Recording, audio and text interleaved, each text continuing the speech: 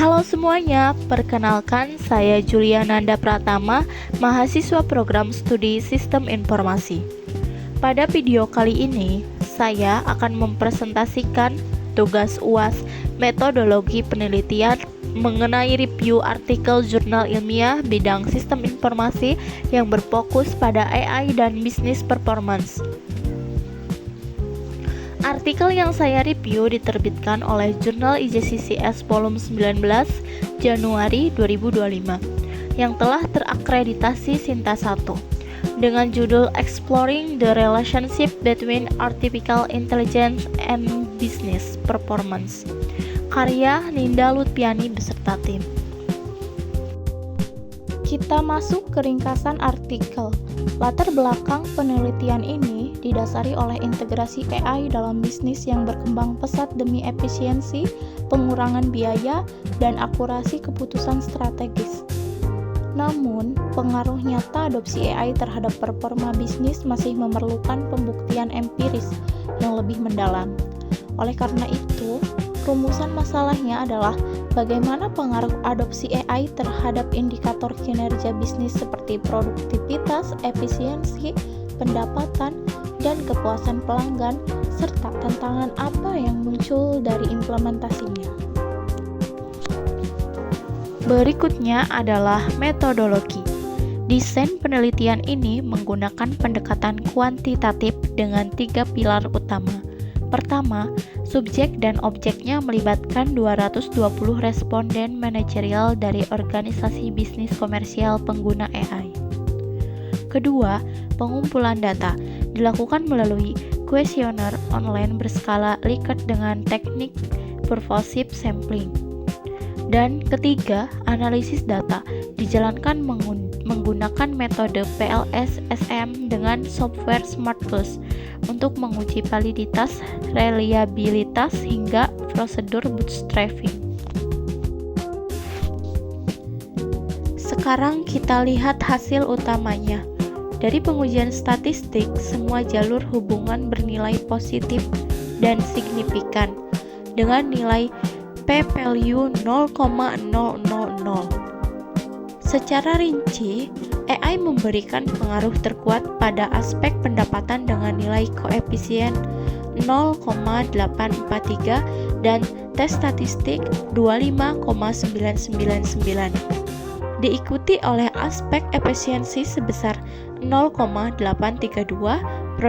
produktivitas sebesar 0,802, dan aspek kepuasan pelanggan sebesar 0,778 dengan tes statistik 18,794. Masuk ke analisis hasil. Melalui nilai R-square ditemukan bahwa variabel AI mampu menjelaskan 71,1% variabilitas pada sektor revenue. Hal ini menandakan dampak pemanfaatan AI paling cepat terefleksi langsung pada performa finansial organisasi. Maka, kesimpulan dari penulis paper menyatakan bahwa AI memang terbukti mentransformasi performa bisnis. Namun, keberhasilan tersebut sangat bergantung pada kesiapan budaya organisasi, dukungan kepemimpinan, ketersediaan data berkualitas, keahlian teknis, serta pengelolaan etika dan privasi. Selanjutnya adalah analisis permasalahan dari sudut pandang kritis. Penulis paper ini dinilai sukses menjembatani antara dorongan ekonomi global seperti potensi profitabilitas berdasarkan data McKinsey dan PwC dengan kecemasan real yang terjadi di lapangan.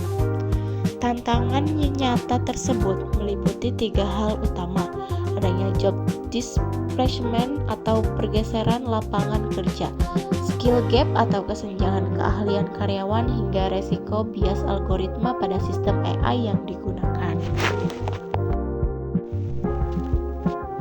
Pada bagian analisis metodologi, penggunaan PLS-SM dipandang sangat tepat karena model penelitian ini menguji banyak hubungan variabel latin secara simultan dan bersamaan.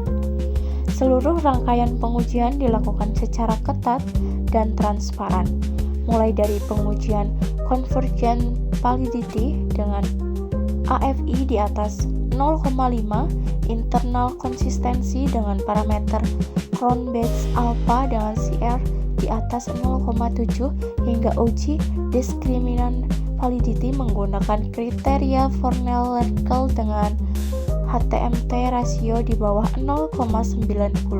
Semuanya sukses memenuhi ambang batas ilmiah. Mari kita evaluasi kelebihan dan kekurangan dari penelitian ini. Kelebihannya, penelitian ini memiliki landasan literatur yang sangat kuat dengan menyertakan data sekunder dari raksasa riset dunia seperti McKinsey, PwC, Accenture, dan Gartner. Selain itu, uji validitas diskriminan komprehensif serta menyajikan visualisasi grafik yang transparan. Sedangkan kekurangannya, demografi dan klasifikasi sektor industri dari 220 responden tidak dipaparkan secara detail. Metode cross-sectional yang digunakan juga kurang mampu melacak dampak jangka panjang karena hanya menangkap data di satu titik waktu. Terakhir, bagian diagram jalur pada figur 1 di paper aslinya beresolusi rendah sehingga agak sulit terbaca. Terakhir, pada bagian kontribusi, rekomendasi, dan kesimpulan. Kontribusi ilmiah utama paper ini adalah berhasil menyajikan konfirmasi empiris multidimensi yang mengintegrasikan efisiensi internal, aspek eksternal, dan performa finansial dalam satu model terpadu. Rekomendasi saya ke depan, penelitian selanjutnya disarankan menggunakan pendekatan longitudinal dan analisis komparatif antar sektor industri atau multi-group analis. Sebagai kesimpulan akhir, artikel ini membuktikan secara valid bahwa adopsi AI bukan lagi instrumen inovasi opsional, melainkan driving force atau pergerakan utama akselerasi performa bisnis kontemporer. Namun dengan catatan, perusahaan harus tetap menyeimbangkan teknologi ini dengan mitigasi resiko etis dan program reskilling karyawan.